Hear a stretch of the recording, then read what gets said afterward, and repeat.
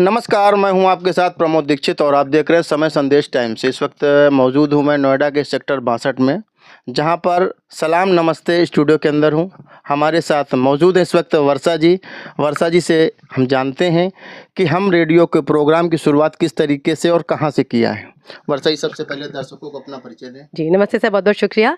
नमस्ते सभी को, मेरा नाम वर्षा छबारिया है। मैं सलाम नमस्ते सामुदायिक रेडियो की स्टेशन हेड हूँ और विगत 14-15 सालों से हमारा सामुदायिक रेडियो जो है, समुदाय के हित में कार्यक्रमों के द्वारा और प्रयासों के द्वारा बदलाव लाने की कोशिश में प्रयासरत है।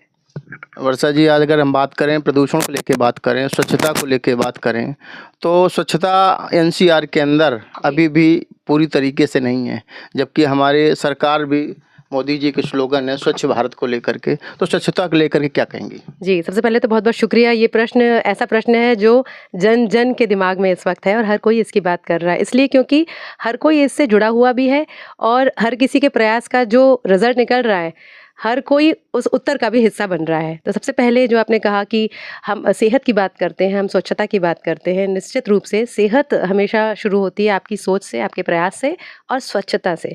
स्वच्छता को ही सेहत का मूल बताया जाता है और माननीय प्रधानमंत्री जी भी हमें इसी बात की शिक्षा हमेशा देते रहते हैं कि आज़ादी का अमृत महोत्सव तो ज़रूर मनाइए, लेकिन किंतु परंतु स्वच्छता का अमृत महोत्सव भी ज़रूर मनाइए। इसलिए क्योंकि स्वच्छता जो है वो घर-घर से शुरू होती है। छोटी-छोटी चीज़ें हैं जो हम अपनी दिनचर्या में व्यस्त होने के कारण या बदलती हुई जीवन शैली के कारण हो सकता है नज़रअंदाज कर देते हों। लेकिन यदि आप एक सेकंड निकाल कर सोचेंगे तो आप समझेंगे कि हमारे द्वारा नज़रअंदाज की हुई चीज़ का बहुत बड़ा एक खामियाजा भी भुगतना पड़ रहा है। सबसे पहले घर-घर में स्वच्छता की एक पहल होनी चाहिए। कहते हैं हर अच्छी शुरुआत जो है वो घर से शुरू होती है।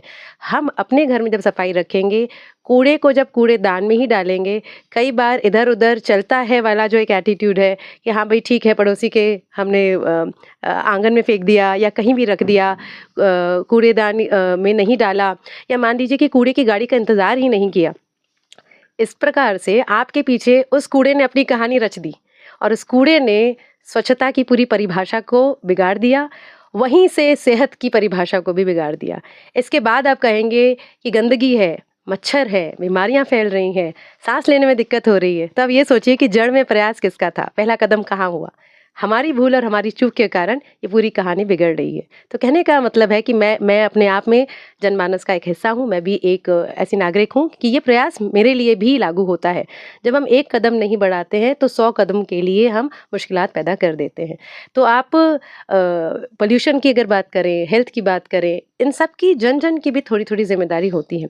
साथ ही सतर्क रहने की भी एक ज़िम्मेदारी आपको मालूम होना चाहिए, आपके आस-पास किन बीमारियों से बचना है, मौसमी कुछ ऐसी चीज़ें होती हैं जिसका ख्याल रखना पड़ेगा। कई बार गंदगियों से डेंगू फैल जाता है, मलेरिया फैल जाता है, कैसे बचाव करना है।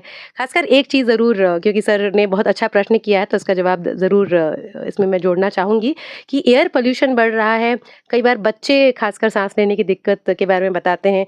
वर्ल्ड हेल्थ ऑर्गेनाइजेशन खुद ये संदेश देता है कि आप जब भी घर से बाहर निकलें, सर्जिकल मास्क या कपड़े का बना हुआ नॉर्मल सा मास्क ज़रूर बच्चों को भी दें और अगर आपको खुद सांस लेने में दिक्कत हो रही है, ये आपके लिए जो है वो आपकी जो श्वास की प्रणाली होती है वो बेहतर बनाएगी।